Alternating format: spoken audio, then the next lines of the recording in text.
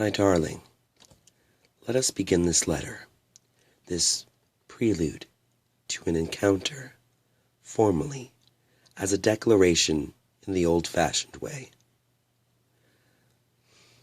I love you. You do not know me, although you have seen me, smiled at me, placed coins in the palm of my hand. I know you, although not so well as I would like. I want to be there when your eyes flutter open in the morning, and you see me, and you smile. Surely this would be paradise enough. So I do declare myself to you now, with pen set to paper. I declare it again. I love you. I write this in English, your language, a language I also speak. My English is good. I was for many years ago in England and in Scotland.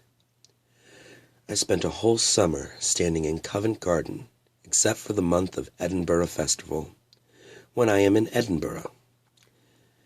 People who put money in my box in Edinburgh included Mr. Kevin Spacey the actor and Mr. Jerry Springer the American television star, who was in Edinburgh for an opera about his life. I have put off writing this for so long, although I have wanted to, although I have composed it many times in my head. Shall I write about you? About me?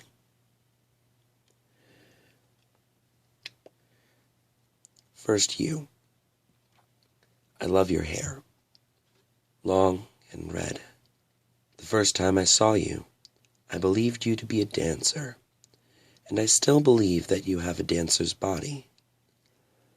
The legs and the posture, head up and back. It was your smile that told me you were a foreigner, before I ever heard you speak. In my country, we smile in bursts, like the sun coming out and illuminating the fields, and then retreating again behind a cloud all too soon. Smiles are valuable here, but you smiled all the time, as if everything you saw delighted you. You smiled the first time you saw me, even wider than before. You smiled, and I was lost, like a small child in a great forest, never to find its way home again.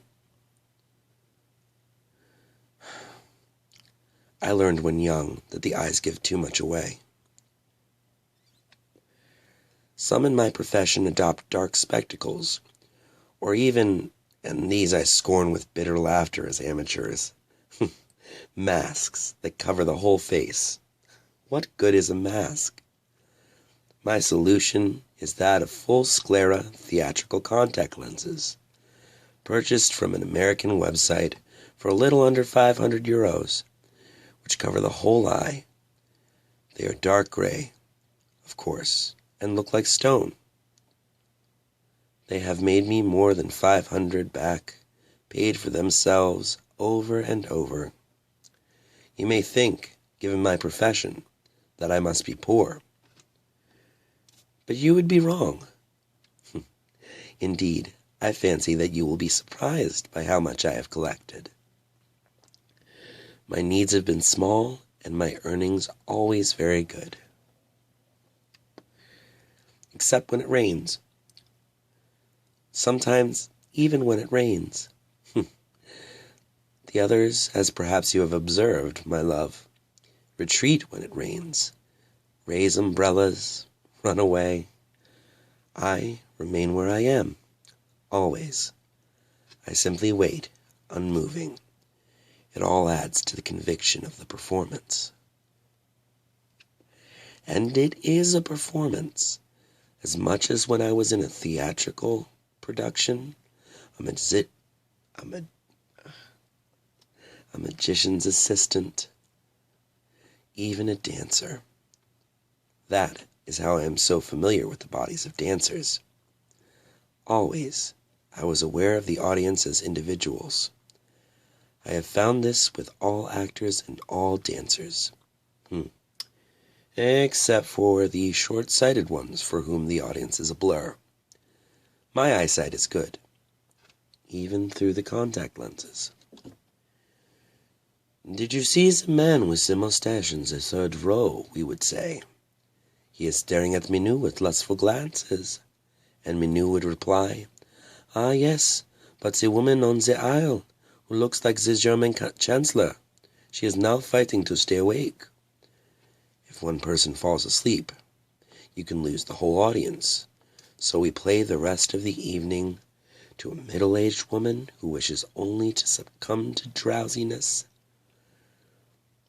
The second time you stood near me, you were so close I could smell your shampoo.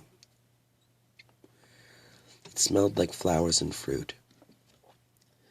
I imagine America as being a whole continent full of women who smell of flowers and fruit. You were talking to a young man from the university. You were complaining about the difficulties of our language for an American. I understand what gives a man or a woman gender, you were saying. But what makes a chair masculine or a pigeon feminine? Why should a statue have a feminine ending? The young man laughed and pointed straight at me then. But truly, if you are walking through the square, you can tell nothing about me. The robes look like old marble, water-stained and time-worn and lichened. The skin could be granite. Until I move, I am stone and old bronze, and I do not move if I do not want to. I simply stand. Some people wait in the square for much too long, even in the rain, to see what I will do. They are uncomfortable not knowing, only happy once they have assured themselves that I am natural, not artificial. It is this uncertainty that traps people, like a mouse in a glue trap. I'm writing about myself too much.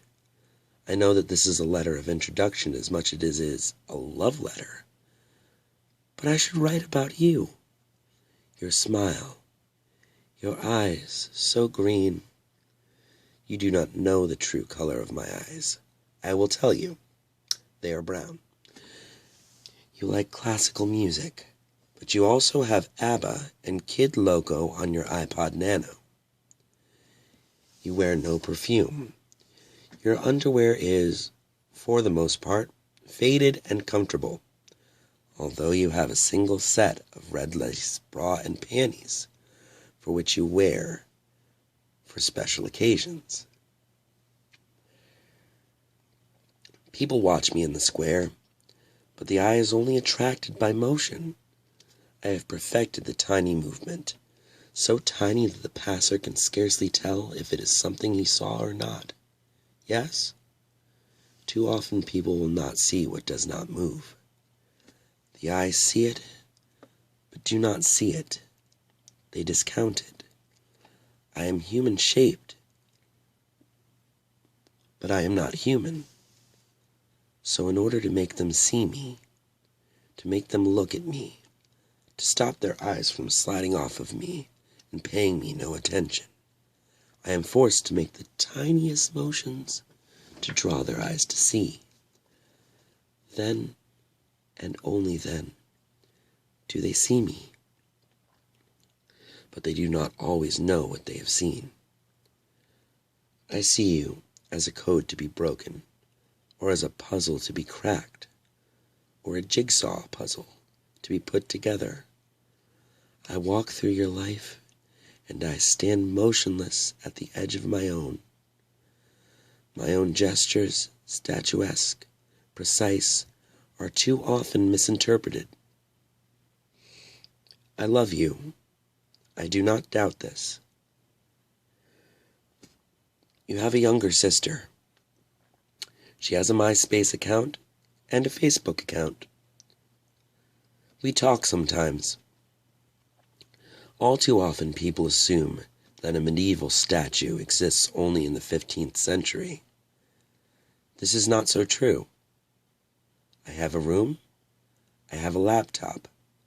My computer is passworded. I practice safe computing. Your password is your first name. That is not safe. Anyone could read your email, look at your photographs, reconstruct your interests from your web history. Someone who is interested and who cared could spend endless hours building up a complex schematic of your life, matching the people in the photographs to the names in the emails, for example. It would not be hard reconstructing a life from a computer or from cell phone messages. Like a crossword puzzle. Really. I remember when I actually admitted to myself that you had taken to watching me, and only me, on your way across the square. You paused. You admired me. You saw me move once, for a child, and you told a friend, loud enough to be heard, that I might be a real statue. I take it as the highest compliment. I have many different styles of movement, of course. I can move like clockwork, in a set of tiny jerks and stutters. I can move like a robot or an automaton. I can move like a statue coming to life after hundreds of years of being stone.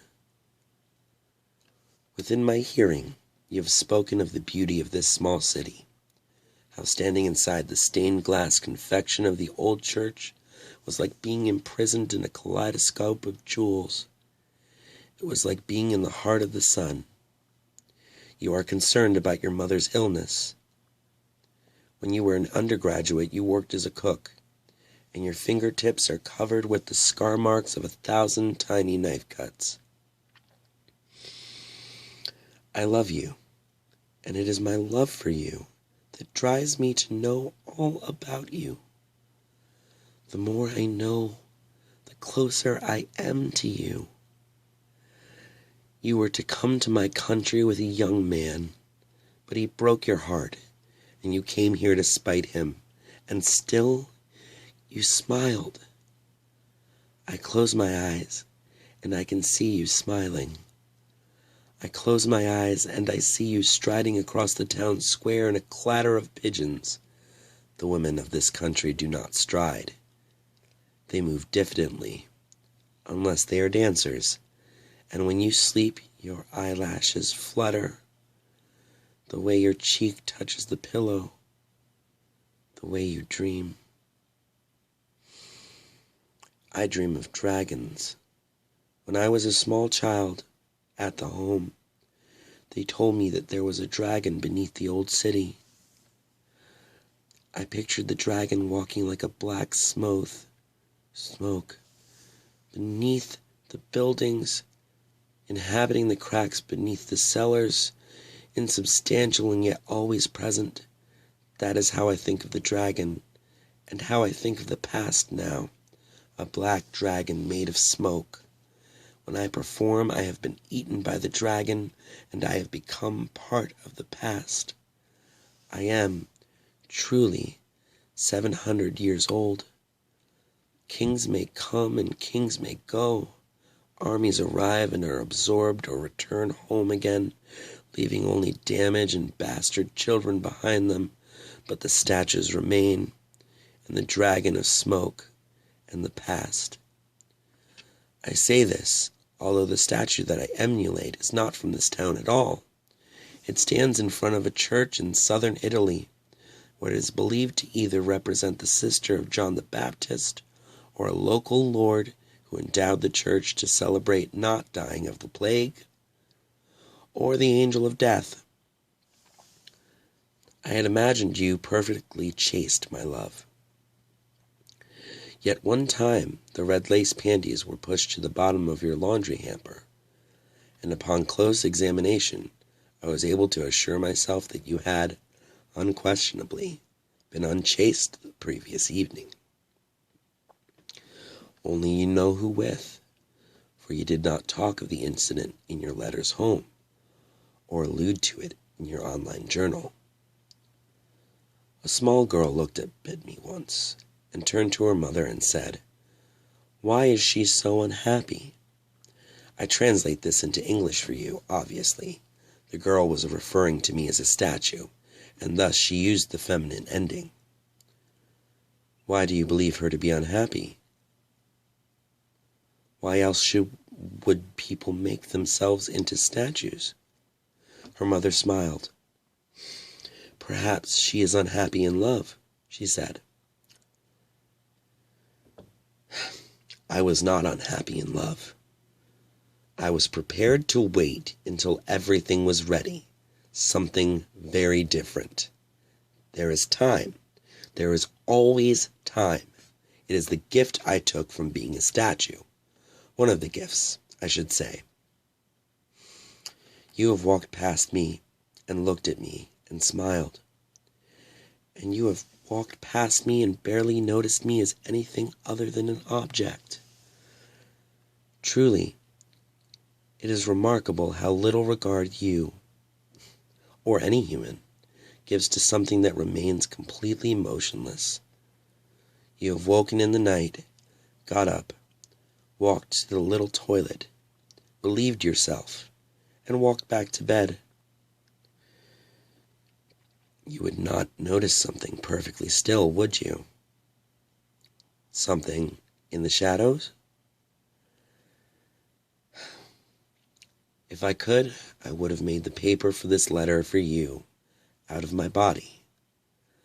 I thought about mixing in with the ink my blood or spittle, but no, there is such a thing as overstatement. Yet great love demands great gestures, yes? I am unused to grand gestures. I am more practiced in the tiny gestures. I made a small boy scream once, simply by smiling at him when he had convinced himself that I was made of marble. It is the smallest gestures that will never be forgotten. I love you. Soon, I hope, you will know this for yourself. And then we will never part.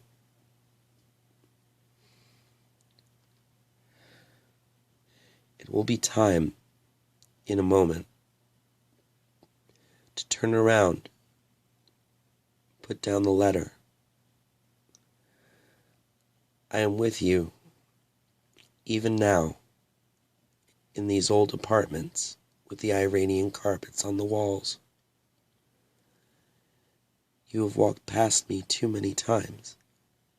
No more. I am here with you. I am here now.